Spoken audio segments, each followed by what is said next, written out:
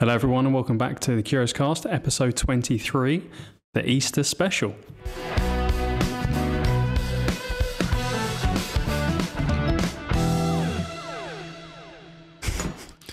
Yo. Hello. Hello. Rob, you were saying? I was about to crack my beer and then I was going to say, I have an update for us on a follow-up from episode 21, I believe it was. I would have completely forgot unless our long-time listener, Turkish Glenn, had reminded me. Yeah, he's what's the word? Archivist. Someone said the other day. Historian. Yeah. He reminded me of this, that I'd said I'd check up on this. So we were talking about laying paving slabs. Yeah, real interesting content. Yeah, that most exciting of topics. But it turns out, you can just nick any old paving slab for the most part. So I spoke to ground worker Steve. That's what he likes to be called. Again, he was like, "Don't fuck." Yeah, as soon as I phoned him, he was like, "Oh, am I going to fucking podcast again?" I was like, "Yeah, sure." Turkish Glenn and ground worker Steve. I want all of our fans to have these like adjectives before their name. But yeah, you can. So for the most part, it's just the weight that they stick them all out, sand. And you could just go with like a crowbar and pick them up, but they're obviously just really fucking. So they're heavy. not like not glued, concreted down or anything like that. You can just pavement slabs. Mostly not. Your average pavement is not. However, there are some where he said that recently they're laying some like expensive granite in like the town, and the council wanted them to put like a mortar mix underneath that, and that's staying. Sometimes there'll be like a little mortar mix underneath it. For the most part though, it is just sand. And he also told me that at one point people were nicking, there were like old Victorian paving slabs that were worth quite a lot of money, and people were going around nicking those and like just, I guess, doing gardens with them, whatever, and charging people for it.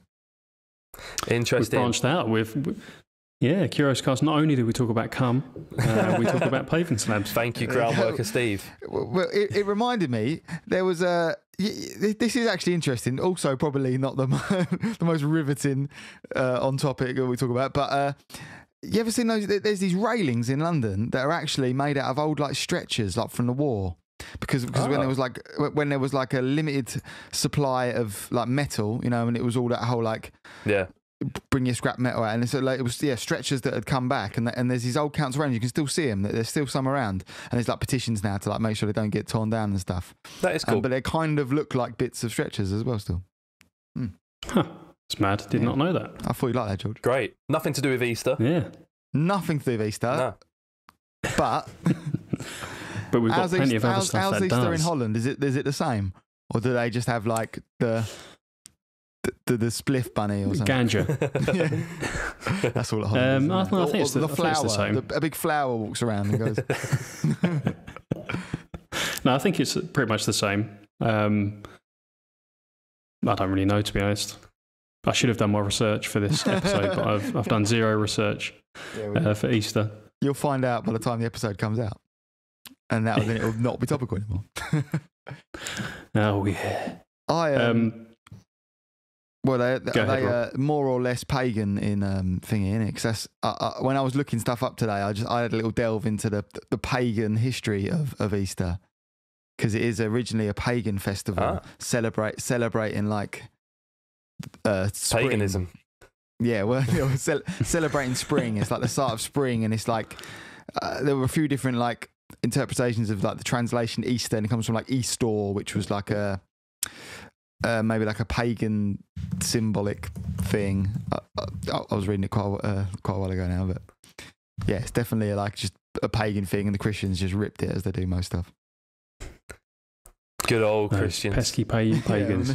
Who's going first? Who's excited to tell me? Well, I think I have the most Christian topic. Yeah, definitely. Definitely more than mine. Soldier. Yeah. Is yours Christian, George? Does yours mention the Lord and Saviour resurrected? I don't think it does. Not by name. Not by that. Well, mine's sort of Christian, but also quite heretical at the same time. I'm into it. That's the best way to be, in my opinion. Which is exactly what we like. Yeah. It's in fact, speaking about religion. My beer choice today is brewed by monks. fucking hell, yeah. So, Oh, nice. Trappist Rochefort. Nice Trappist Belgian. Yeah. Rochefort. That's what they call him, isn't it? Trappist. And it is 7.5%. Whoa. So Cool, a bit fucking hell, stronger George. than the John Smiths that I was having before. You just got So the we'll see one. how this goes. Yeah, I think that'll do me, to be honest, Rob. Yeah, I was going to say. Fair play. So you want to go, yeah, Rob? I mean, yeah, go on. I want to go. I want to get me Jesus in there early. It's loosely based on Easter, in the fact that I think for the same reason that the article themselves have kind of just like, like the pancake thing where they posted it around Easter. Yeah. So it's got Jesus in it, but a controversial theory claiming Jesus Christ, the one whom Christians believe in and worship as the Son of God, claims the resurrection celebrated during Easter Sunday is nothing but the result of alien powers. This is debunked by other experts in the field. I like the way it goes on to say that. Thanks. The theory coming from ufologist. I like this term, by the way. This is new to me. Ufologist. Ufologist, like UFO. Oh, logist, right. Okay. Ufologist. Dr. Barry Downing claims the supernatural events in the Bible are proofs of the existence of extraterrestrial technologies, the Express reported. Downing also claims that historically recorded events in the Bible pertaining to the life of Jesus are evidence of the extraterrestrial. So I know that it goes on to mention this in this article, but I looked up this dude, and he is actually like a Presbyterian priest as well. So like, and he's like done like quite a lot of like theological study. So he's like, he still believes that there is a God. Yeah. Well, that kind of makes sense. I guess you can believe that, God and or Jesus are aliens and Well, he still... doesn't quite go... So not God, but Jesus is he an doesn't alien. He Okay. doesn't quite go that far. I'm not even sure he actually thinks Jesus is an alien. They just kind of have grabbed this in the article. He points out several, including Jesus. There you go, so evidence of extraterrestrial. He points out several, including Jesus' birth, which was announced by a skyborn being. Mm-hmm. The star that led the three wise men to where Jesus was being a UFO. I mean, that's pretty good theory. Yep. And the Mary's miraculous conception was the result of an alien encounter. Downing goes even as far as to claim that Jesus was able to walk on water and resurrect from the grave 3 days because of advanced alien powers. Okay, so it kind of does say Jesus. Despite Downing's numerous explanations and arguments, however, modern science could not give credence to his claims that Jesus being the child of an alien. Modern science can't give credence to I know, Jesus that's what I was just thinking. Yeah, existing in the first place, right? So, the only compelling evidence for Christ's birth was and is still the account in the Bible. Oh, fuck, well, that's not evidence, is it? Fuck me. Well, it's written down, Rob. What more do you want? Oh, yeah. on if Jesus paper. Christ, like this article, if Jesus Christ was an alien from another planet or civilization outside of planet Earth, and it would simply mean there are other intelligent life forms other than mankind, an expert in the field shares his fact-based views on the matter. I don't like this guy, right? Because he says something that doesn't make sense to me. Dr. Danny R. Faulkner from the University of South Carolina, an editor for the Creation... This is already shit. An editor for the Creation Research Society Quarterly. Yeah. So they sound credible, don't they? And author over 100 papers in various journals, yeah, but they're all religious journals, refutes Downing's claims in an article he wrote for Answers in Genesis, so one of these journals, clearly, Answers in Genesis, saying we are alone in the universe. Well, there you go. Faulkner, who holds an MA and PhD in astronomy from India University and an MS in physics from Clemson University. All right, he's got quite a lot of qualifications. Cited 3 famous tests proving we're the only intelligent life in the universe. First, he cited the Fermi paradox, created by physicist Enrico Fermi around 1950. Fermi said that of intelligent alien civilizations, they would have reached the Earth by now as they conquered other planets. I'm not sure that is what the Fermi paradox is, because we spoke about that before. We have. The Fermi paradox, I'm pretty sure, is just that statistically there is likely to be life forms out there, and statistically there's likely to be maybe intelligent life forms out there just because of the sheer scale of the universe, right? Yeah, and the paradox is that it's mad that we haven't seen them yet. But yet we have no evidence. That's the paradox of it. Yeah. It's like that. Yeah. It's so likely that there is aliens out there, but also we haven't seen them yet. Why not? Type thing. Yeah. But not saying that there's less likely to be them. Like, Idiot. Fuck this guy. He says another couple of reasons which are just bullshit. Until now, there's no proof of extraterrestrial life. If there are no aliens outside Earth, then it simply follows that Jesus Christ wasn't and isn't an alien. That's the end of their article, right? But I did a bit of research into this dude because I really liked it. Dr. Barry Downing. So I actually listened to like a radio show, which is from it's called Exploring Unexplained Phenomena. If anyone wants to check it out, on local KZUM 89.3 FM in like Nebraska. Is Nebraska Canada? No, it's in the US, isn't it? In the US, is it? Okay, oh yeah. I did. It sounded that way, but in my head, Nebraska sounded Canadian. It's got to be. Come on, anything to do with aliens, Jesus, and anything like that. It's always America. These dudes love both as well. They love aliens and they love Jesus. It was quite good though. I really enjoyed listening to the show, even the adverts, because all the adverts are in. It's on like SoundCloud. Because it was like local bands playing and stuff. I was like, this is sick. Anyway. But yeah, so they had an interview with him, Dr. Barry Downing. Yeah, he's a Presbyterian priest. So Presbyterian, I'm a guess, is just like it's a Christian American type, Mormon-y thing. Maybe not Mormon-like, but you know what I mean. I think you have them in the UK as well, don't you? Presbyterian churches. Yeah, it's a sector of Christianity anyway. A denomination of Christianity, I should say. I like But yeah, he's studied. He's like a big like theologian, and he's done loads of like studying it, and he's also studied in Scotland, funnily enough, in like Edinburgh, they say, But so he's gone right into it, and so he's gone through and like all stuff from like Exodus and stuff, where he talks about like there's like a cloud. So God appeared to the Jews to get them out of Israel? Egypt or something, wasn't it? Egypt to Israel, yeah, from Egypt, yeah. But in the Bible... I thought that was Moses, wasn't it? Yeah, God appeared to Moses, who then led them. So, right. And apparently God was embodied by this, like a cloud of... a cloud in the day and like a fire in the night or something like that, and that's how the form he sort of took. And they say it's God, but he claims that like, well, that was just UFO.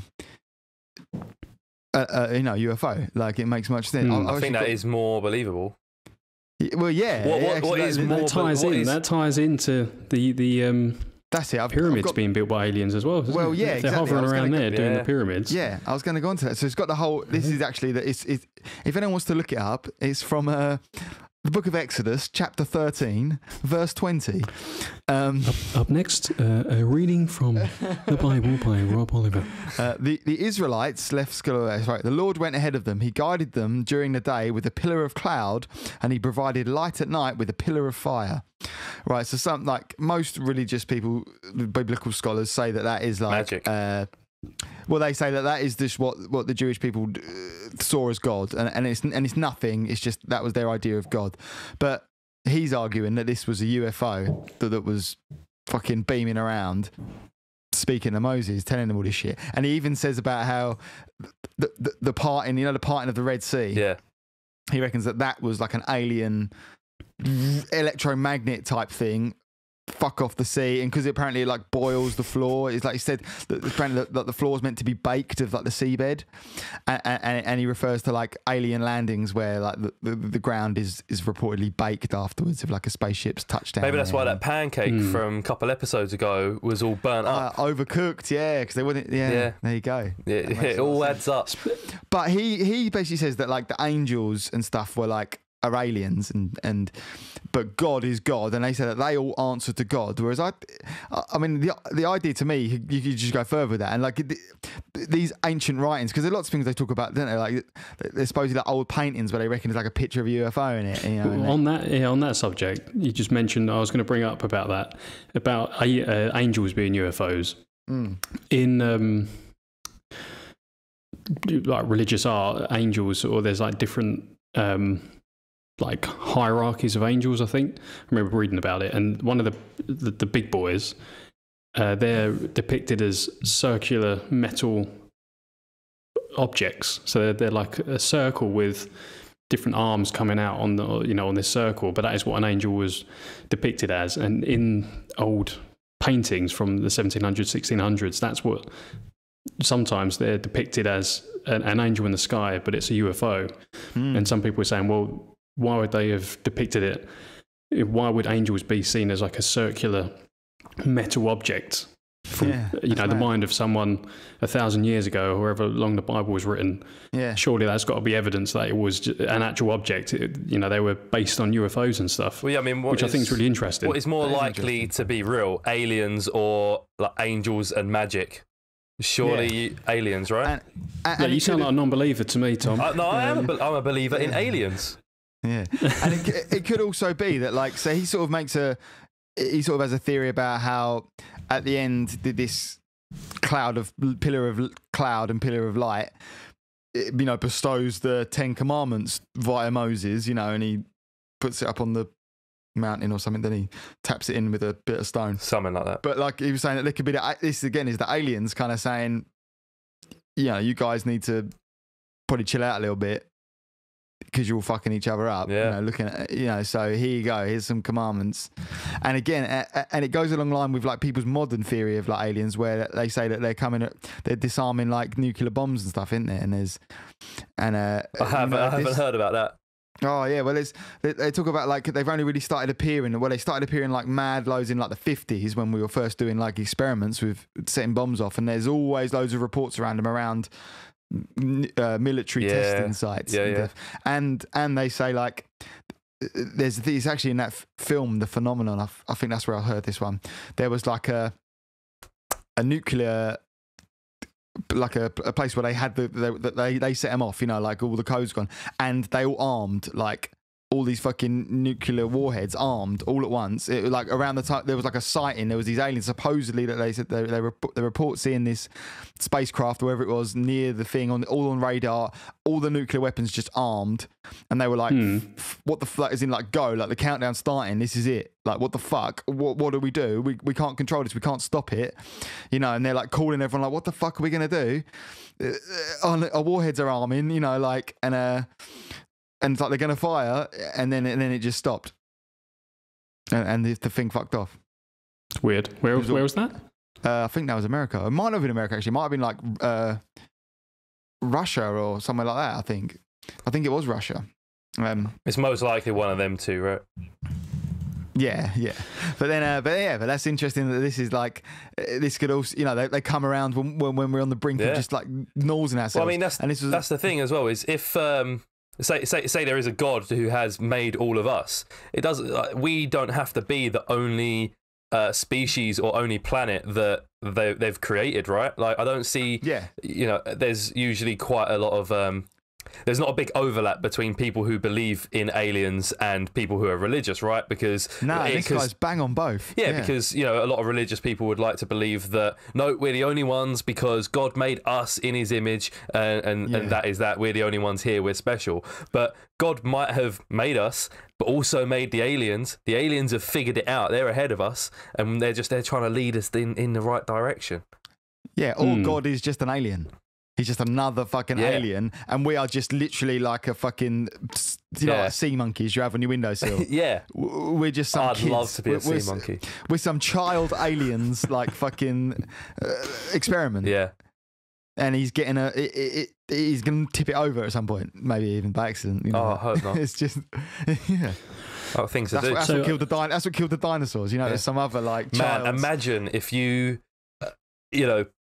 had the power to create that much life, and you managed to create an entire planet full of the most like intelligent species, all this diverse world, and then like three guys just make a podcast about cum and shit like that. Like you'd be so disappointed. It's like the epoch of that civilization. Epoch, the right word? Like, this the best it's going to get. What, the peak? Yeah. That's it. Now they're going to tip it over. Or like now that we're talking about this and they realise we're onto him, like the signal goes up. So when we put this online, bang, like it'll get like piped directly into the mainframe, so they'll be aware of the Curios Cast, and then they'll watch all our episodes. Oh, it might get some views. Yeah, it might get some alien views. They'll share it on the Alien Network. Any aliens listen to this, leave us a review on Apple Podcasts or any other podcast listening app, whatever alien podcast app you're listening to. Leave us a review. Tell us what you think. and we'll appreciate it. Great. Or drop in on an episode, and we'll see him on some alien way. On analytics. We'll see where they're listening from. It'll be like Nebula 42b. No, what is it like? Zeta Curriculi. I heard that Zeta Curriculi. Inevitable vegan future is an alien. He is an alien. He's an alien. No, it's like Zeta Reticuli. Reticuli. That's what Bob Lazar was talking about, wasn't it? With his Zeta map or something. Reticuli. It's like, But didn't we talk about that before with Barney and Betty? What was their name? I can't remember their surname. The Barney and Betty Hill. What? What was their name? Barney and Betty Hill. Hill, yeah. Hill, yeah. So they were talking about the Zeta Reticuli, like as part of their when they got beamed up. Yeah. They got shown. Yeah. They do mention it. Weird. Yeah. But then Bob Lazar could have just read that and that and said, they also said Zeta Reticuli. No, he didn't. Don't be silly. But so Jesus while she was talking about that, I was looking up about these these angel things that I was talking about, and they're called Ophanim. They're like a class of angel, apparently, but they're called, or they're described as being, so they were always associated with a vision of God. So whenever God appeared, these two things would appear as well, and they were described as being 4 wheels with rims and spokes, and their rims were full of eyes. Round about, so they were called many-eyed ones, and they were like 2 eye-covered wheels that move in like tandem with God whenever he was sighted, which is just weird. Like, it's just a weird thing for someone 1,000 years ago to come up with, right? That's heavy. But also, like, you could go as far as like all the gods that anyone ever talks about, like you said about the building the pyramids and the Egyptians and stuff, and they all have their like sun gods now. Like, just some alien that was fucking about with them, like, or like Zeus and fucking. It was just some alien that was mincing about at that time. But now, because we just film, we just film.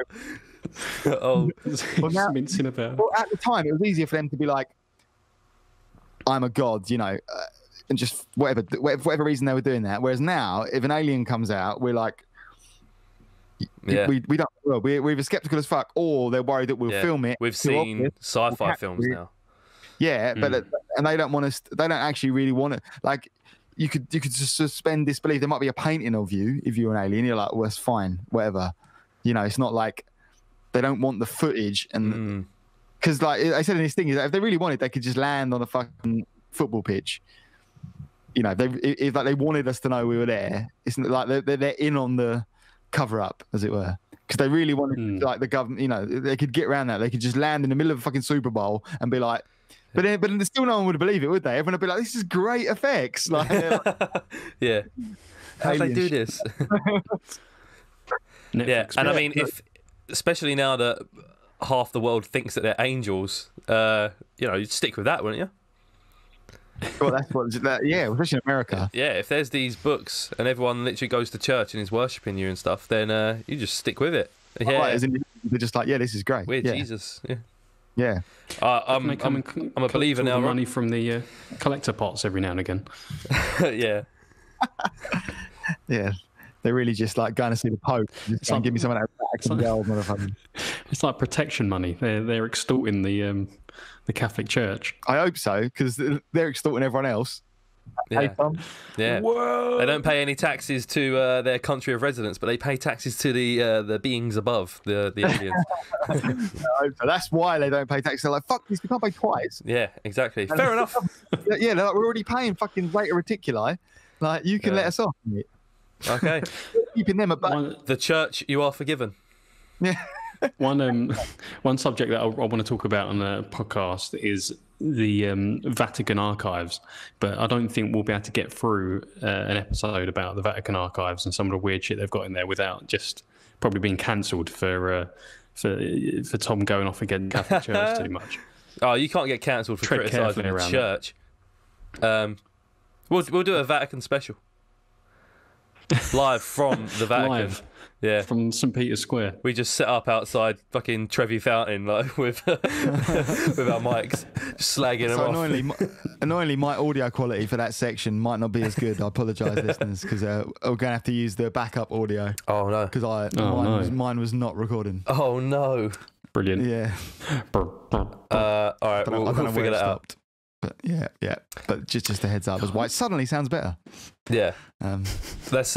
Who's next? Oh, Me well. or you, George? What do you want to talk about? Well, I mean, mine's really short because I couldn't really find much to talk about with Easter. That wasn't just like boring history. I wanted to avoid a repeat of our dreaded boring history special. So what I've gone for is very short and sweet. It is a weird tradition that has come about alongside Easter. This is in France, and this is the Giant Omelette Festival. Oh. So in Bessières, in France, which I think is in southern France, maybe, I'm not too sure, every year the Brotherhood of the Giant Omelette gathers, as they have for decades, and they crack more than 15,000 eggs to cook a giant omelette and distribute portions of the omelette to the observers who flock to the festivities. I'll send you a picture of... I was going to say, is there photos of... I'd like to see the process of how it is, evenly cooked.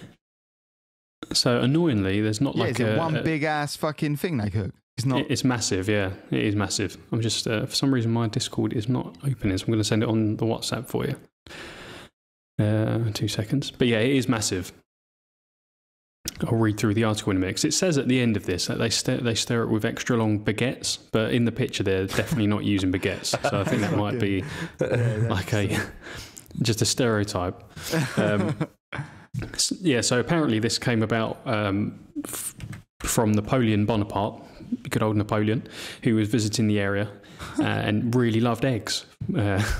So he asked that a giant omelette was prepared for him and his troops. So now every Easter the cooks don chef's whites and touquets, which I assume are the big long hats you can see in the photo, like the excessively long hats, and they wield enormous wooden spoons that are more like oars, and they stir the eggs in a massive pan over an open fire.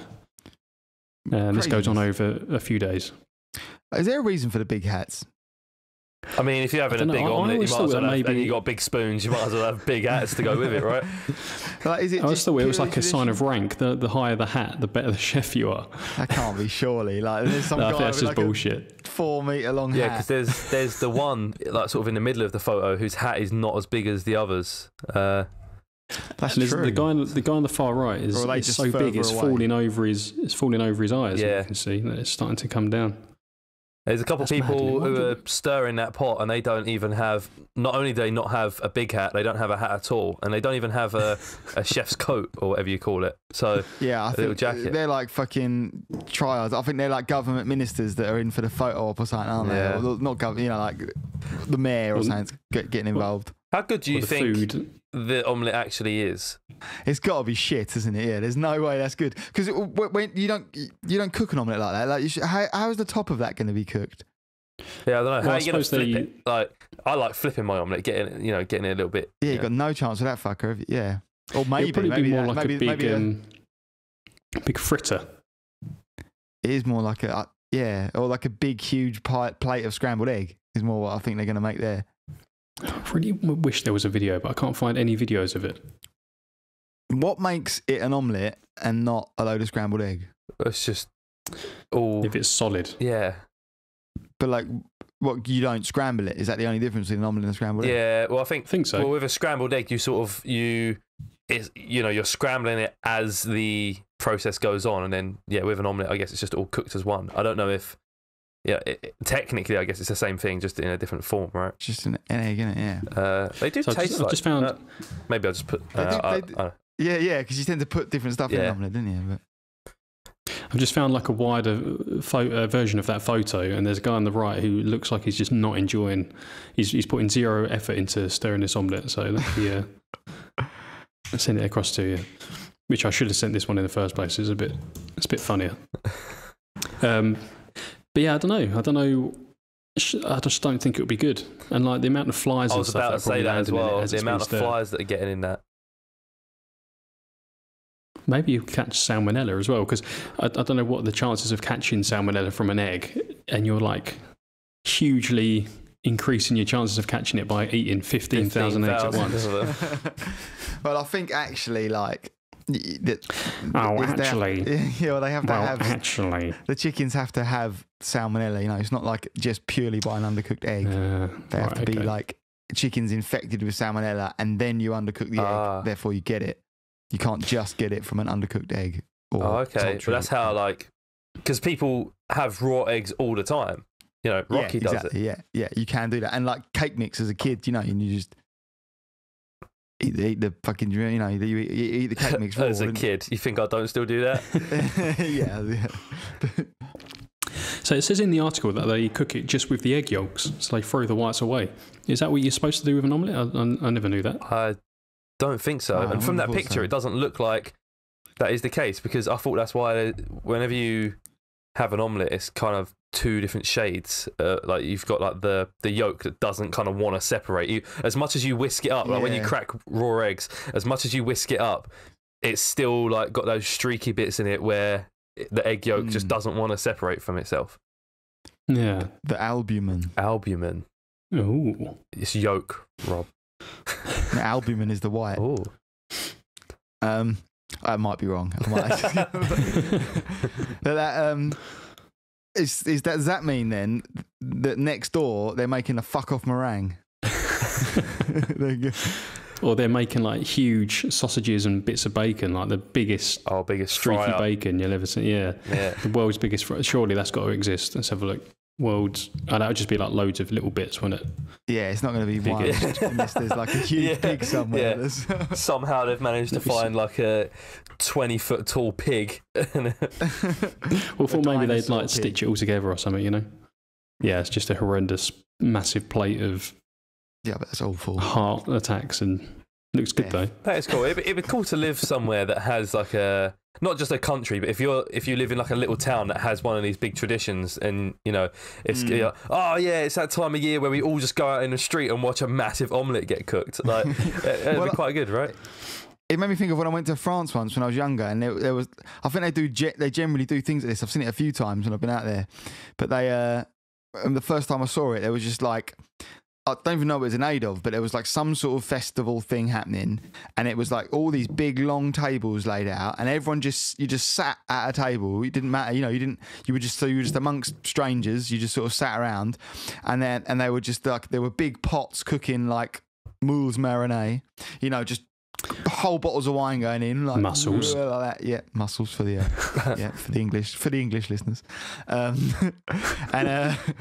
Yeah, this big, literally, we saw them like glugging in bottles of wine, big massive pot cooking it, and you could go up and it was like cheap as fuck, and there was like a band on, and you had like little, like, you got cidre, you know, out of a little, like, it sounds like Oktoberfest, but for it was kind of, and it was just general, like, and I don't know if it was just Friday, you know, whatever. I think that happens probably in most countries in Europe, like in Italy. When I was living with my family a couple of years ago, at this certain time of year, each town or village in the region in Emilia-Romagna had festas.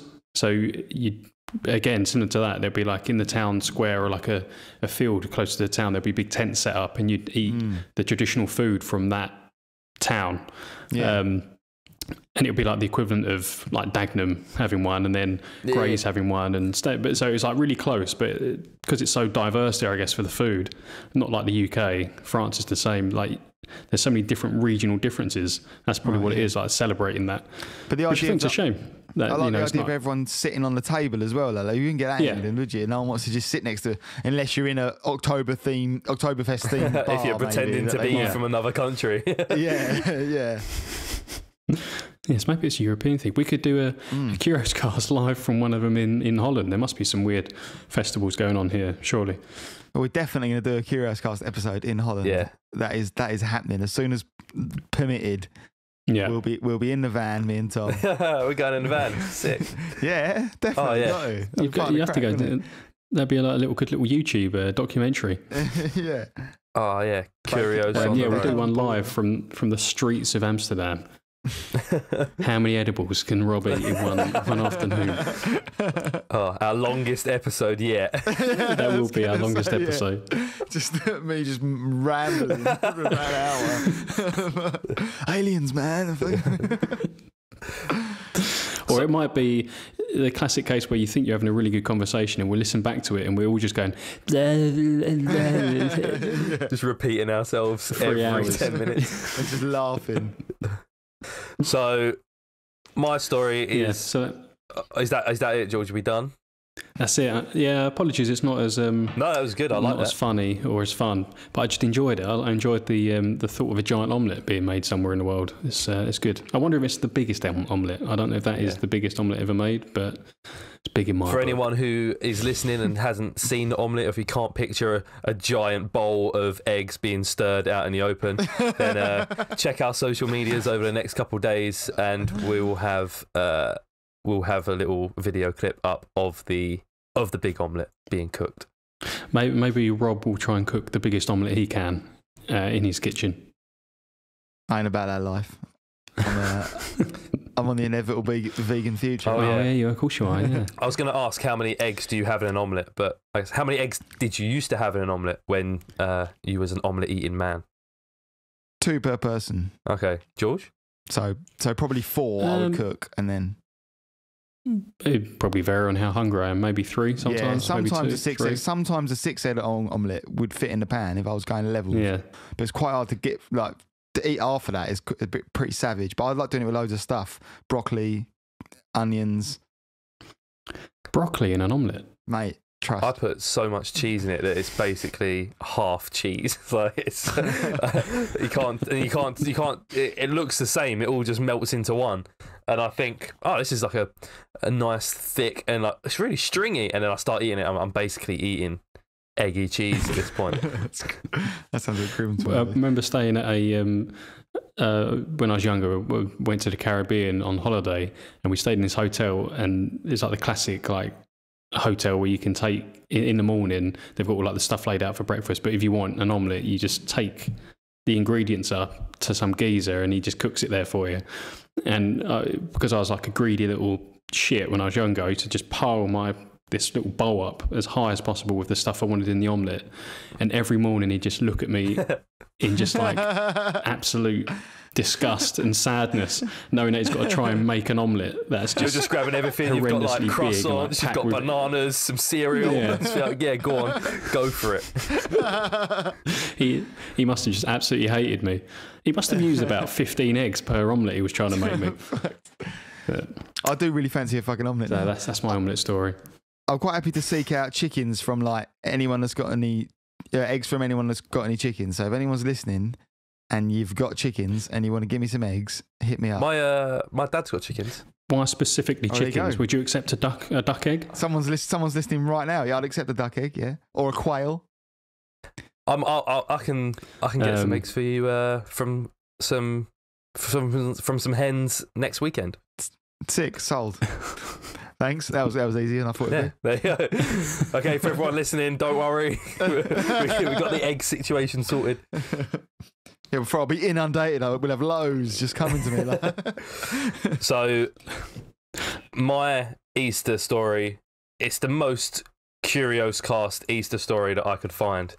I will link it to you. It will be in the Discord because I don't have WhatsApp open. But New Jersey dentist in fight with neighbour over risque Easter bunny lawn display. It says, I've seen this already as well, Curios. At a time when many homes display cute Easter symbols, brightly coloured eggs and pastel-hued baskets, one on the lawn of a dentist's office in New Jersey has attracted headlines because of its well-endowed and scantily clad bunnies. And the picture here, it's this guy's just got some, I guess, sexy-looking mannequins wearing lingerie, so stockings, low-cut tops, just the kind of stuff you would see in like a Playboy magazine, really. But kind of Easter themed in just the fact that a couple of them have got they've all got some bunny ears, and then they're holding Easter baskets as well. That's so nice. I don't know it looks really tacky, as you can imagine. It's so shit. There's a video where someone's just walking up, just like grabbing one of them by the boobs as well. So the display at the dental office in the city of Clifton featured 5 mannequins dressed in lingerie, fishnet stockings, and colourful wigs, all holding Easter baskets and surrounded by Easter eggs. It's drawn mixed reviews from neighbours as well as passers-by, some of whom stopped to take photos. So there's this one woman really didn't like it. I think she's a neighbour, and she went to attacking the mannequins with some garden shears. Fucking hell, she's gone in. Yeah, it says here around 1 p.m. Tuesday, when a woman who lives in a home across the street from the dental office and identified herself as Desiree Mozik took it down with garden shears. She says, "I think I did something right. That's disgusting already." She continued, this bit I find funny. "I got a son, you know. He's 16 years old. He's a good boy, you know. He doesn't need to see this every time I take him back from school and stuff." You think your 16-year-old kid, say stuff like that, yeah. This is polluting his mind, seeing some mannequins on the street outside. Yeah. Unfortunately, she is going to realise sooner rather than later that is not the case. No. Surely. Unless they are like... Probably been influences his search terms online. Yeah, it might trigger Sexy something, mannequin. you know, awaken Easter. something inside. Yeah. Every Easter he doesn't. He'll start doing it in their garden. She'll wake up in the morning, they'll just be everywhere. She'll start losing her mind. There's definitely like a mannequin fetishes, isn't there? Like, and not like sex dolls, because like that's different. There's got to be a thing where people like, you know, like they want them to be in like dressed up like they're in a shop window or something, like, you know, and if they need to be like, maybe even the ones without the faces. You know, you see them freaky ones sometimes. They're just like they're just a body to put things on. I guarantee there's a fetish for that. Just 100%. I remember once actually. I was in like Debenhams or something when I was younger.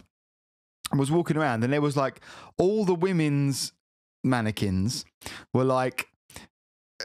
Their sort of bras were pulled down, and it was like the boobs are out of all these like women mannequins. And as you walked around, it was all like they were all like that. As you walked around, I was like, this is weird.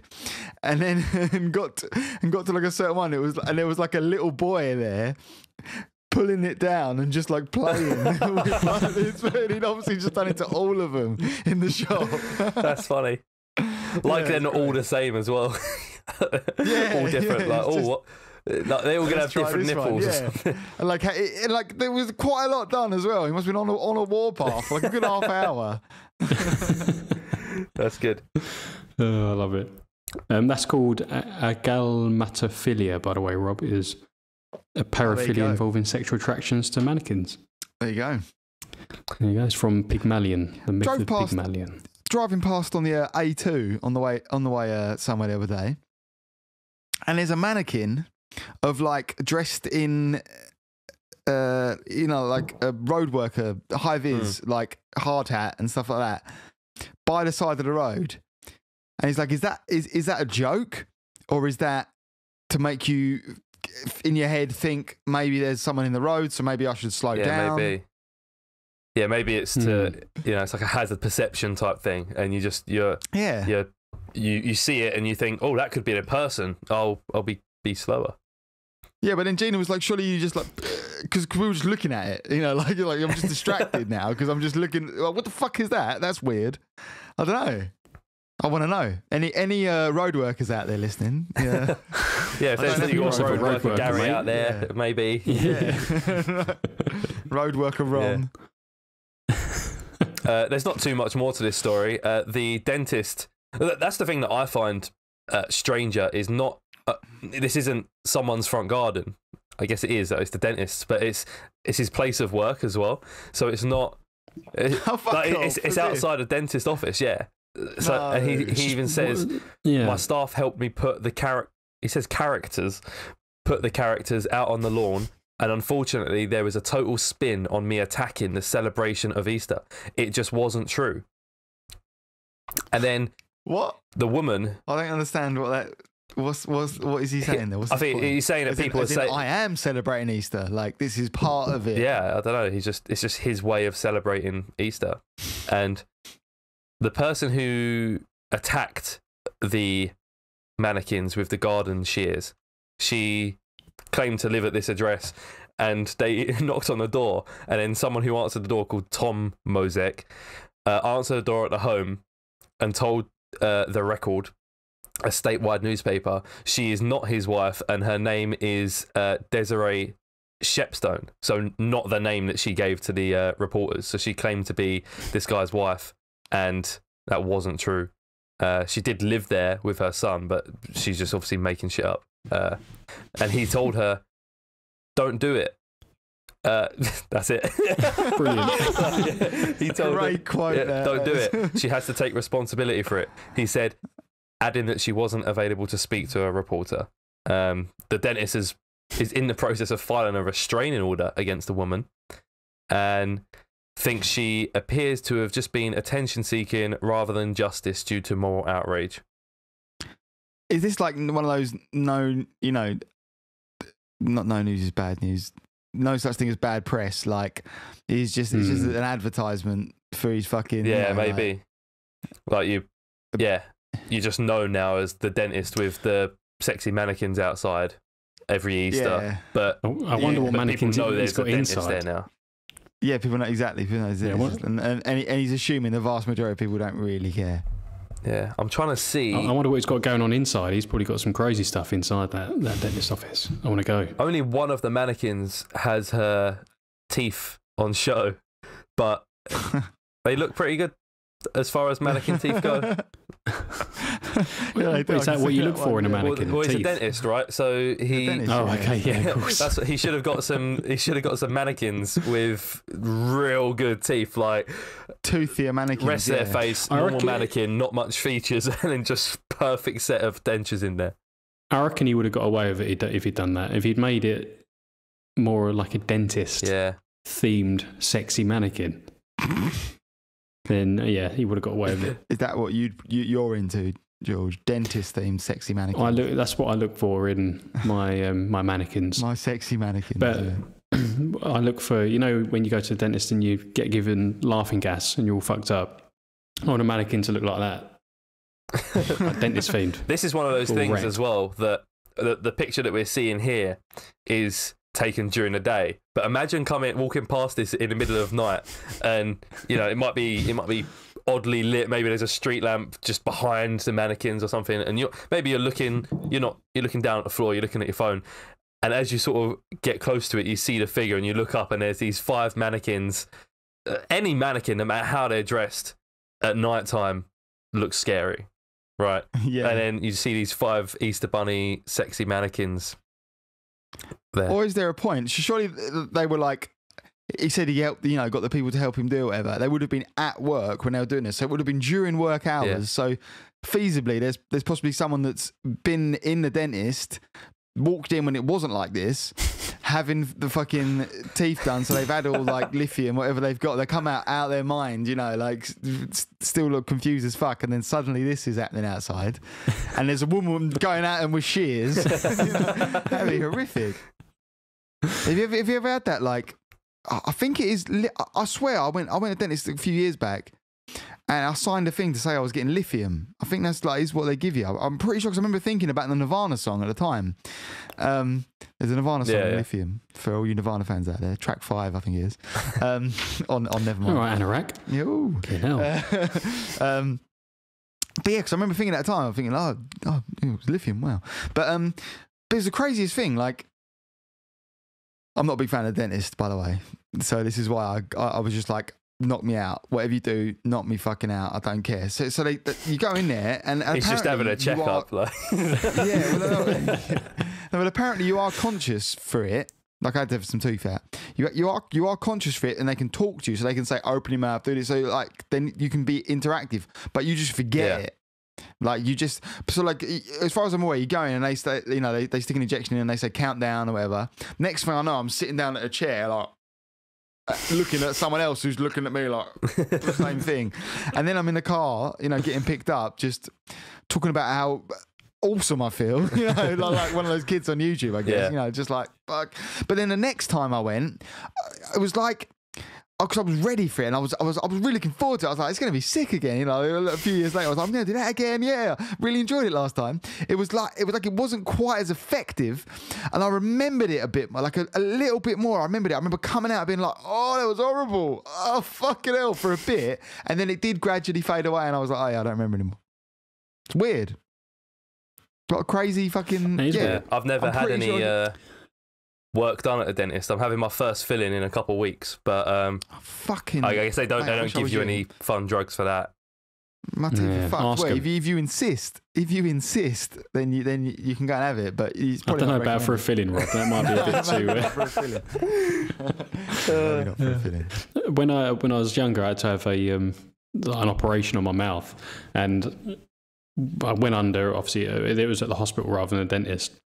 Went under, and when I woke up, I was all fucked up, and I woke up in the ward, looked down, and my hospital gown was just covered in blood, like all down me. And I was like, what the fuck? Like, I thought I'd been cut open or something. Obviously, I didn't know what was going on.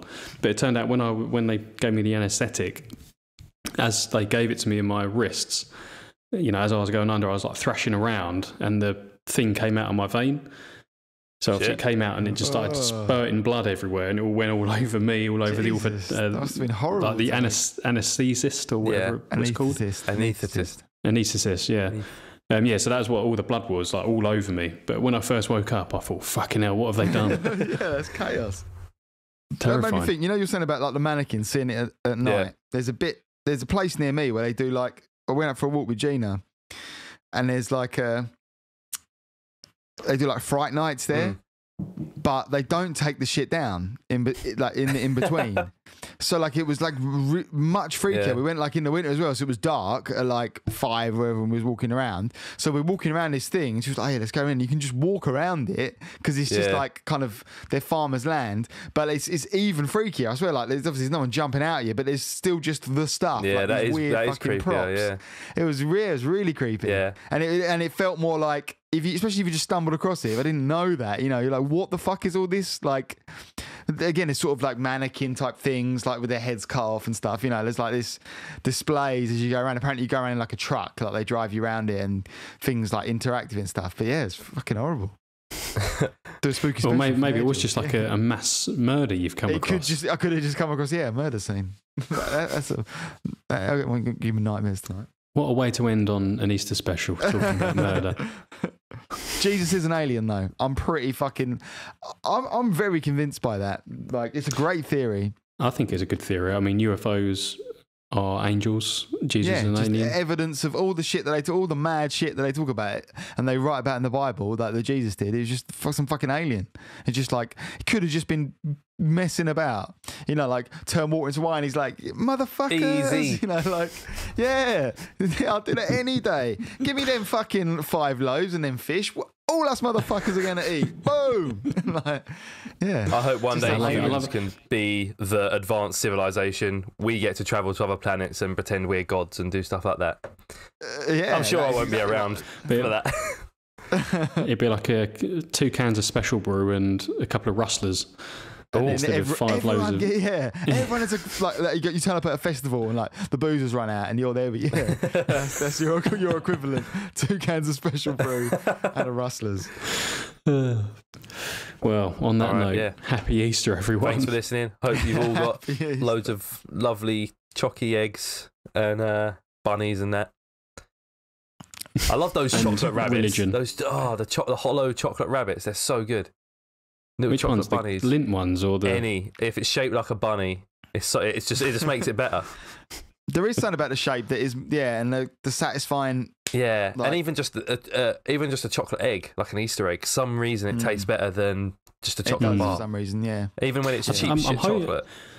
I'm hoping they do Easter eggs in Holland because I've not seen any like in shops, and Lynn's not mentioned a Easter. I don't buy them till after Easter because they're discounted. Oh, you're such a frugal. Frugal Tom. Yeah, but then Tom will buy like 8, so he still spends the same amount on definitely on the egg. Much more frugal. Maybe they do Easter cheese or something, George. Or I'm all about that. Yeah, I'd be right with that Have too. some Easter cheese. Easter cheese and a spliff. That'd be my... if the Easter Bunny can visit me with that, that's fine. All right. Peace. Merry Easter. Easter. Well, Merry Easter. We'll see you next week. Bye. East. Bye.